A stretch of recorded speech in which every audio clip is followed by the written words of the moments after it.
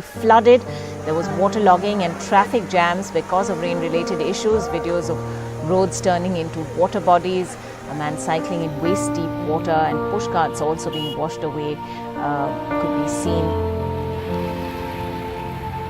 Now, the Sheikhpet area is said to have received up to 10 centimeters of rain. There was heavy rain also in Kukatpalli, Sarur Nagar, and Serilingampalli. By 9 p.m., the Telangana State Development Planning Society had also recorded 7 to 8 centimeters of